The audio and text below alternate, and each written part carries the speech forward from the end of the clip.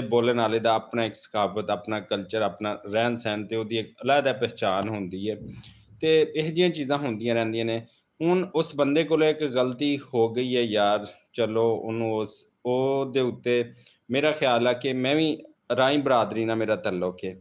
ਚਲੋ ਯਾਰ ਅਗਰ ਗਲਤੀ ਹੋ ਗਈ, ਕੋਈ ਗੱਲ ਨਹੀਂ, ਕੋਈ ਮਸਲਾ ਨਹੀਂ ਤੇ ਅੱਲਾਹ ਤਾਲਾ ਖੈਰ ਕਰੇ ਕਿ ਆਉਣ ਵਾਲੇ ਵਕਤ ਦੇ ਵਿੱਚ ਉਹ ਅੱਛਾ ਹਰ ਬਰਾਦਰੀ ਦੇ ਮੁਤਲਕ ਸੋਚੇਂਗੇ, ਚਾਹੇ ਉਹ ਪੰਜਾਬੀ ਆ, ਚਾਹੇ ਉਹ ਜੱਟ ਆ, ਚਾਹੇ ਕੋਈ ਹੋਰ ਕੌਮ ਆ। ਉਹ ਆਪਣੀ ਜ਼ਾਤ ਦੇ ਬਾਰੇ 'ਚ ਉਹਨਾਂ ਨੇ ਦੱਸਿਆ ਕਿ ਸਾਡੇ ਜਿਹੜੇ ਘੁੰਮਣ ਲੋਕ ਹੁੰਦੇ ਨੇ, ਉਹ ਬਹੁਤ ਅੱਛੇ ਹੁੰਦੇ ਨੇ। ਮਤਲਬ ਇਸ ਤਰ੍ਹਾਂ ਮਤਲਬ ਉਹਨਾਂ ਨਾਲ ਉਹ ਡਿਸਕਸ਼ਨ ਹੁੰਦੀ ਰਹੀ।